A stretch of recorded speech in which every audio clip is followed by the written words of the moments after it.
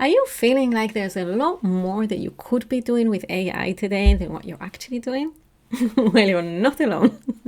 Let's look at the 3 drivers of really good, impactful, fast, powerful AI adoption so that you can identify where you actually are at and what you can do today to close those gaps.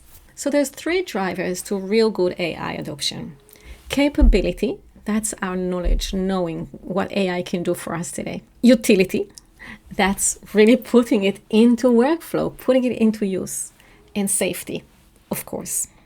Now, the gap is hardly ever in capability. Yes, there's always a lot more you can learn about AI, but that's not where the gap is. The gap is almost always in utility, in actually putting it into workflow. That's what we want to achieve. So let's look at utility, how people put AI to use in their workflow. And we'll look at behind, mainstream, and ahead. How to know if you're behind with AI use today? Well, mid-2026, if you're not using AI every day, a few times a day for work, you're behind.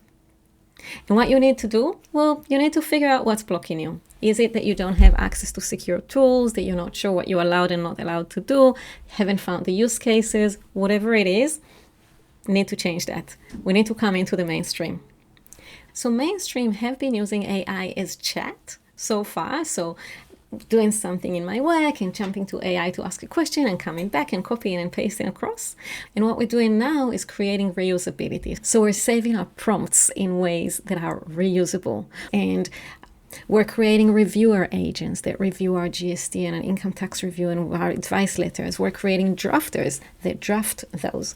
We're creating data extractors that find data and messy information. We're going pattern by pattern and creating those reusable cases that take us from small wins of, oh, it helped me with this little client, to big wins of it's cutting half an hour every time we're doing a GST.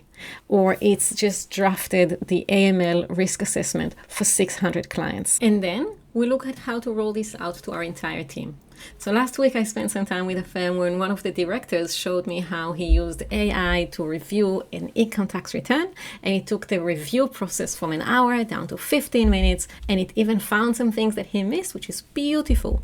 But now the question is, how many reviewers are in the firm that could use this? And really, how many preparers are there in the firm that could use this before they even give the work to the human reviewer? And how do you actually do that? Well, it depends on the tool you're using. They can be called agents, they can be called skills, they can be called so many different things.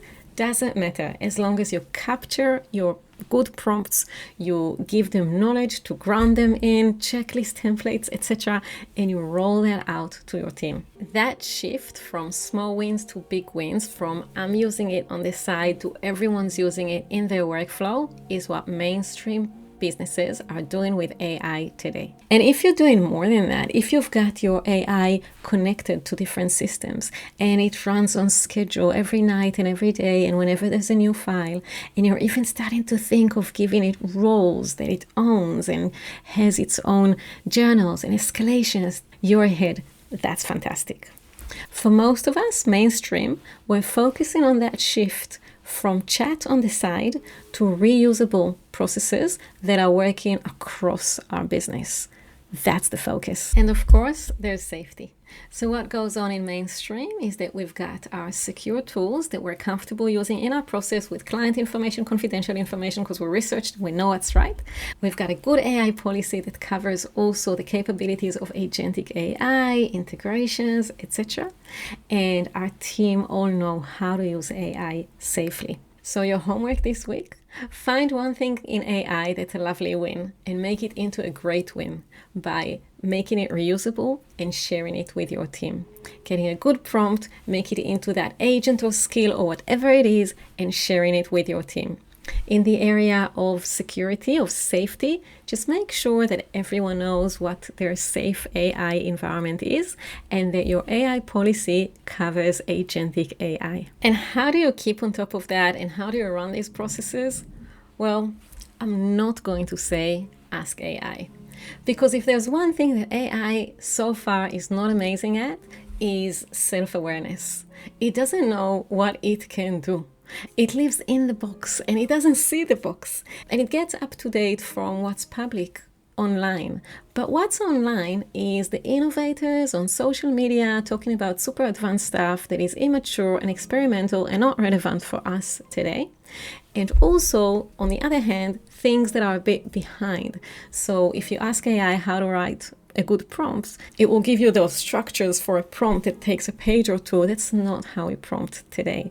So what is a good way? Well, the best way I know how to learn about AI and to keep up to date and to know what others are doing is to talk to others and see what they're doing. If you're an accountant or bookkeeper or in the finance world, we do that together in our AI club. We share prompts, we share use cases, we give updates on what's new in capability as well. We have templates for policies and all of that. If you're in other professions, invest the time in finding a group that does this together. This is the best way to learn.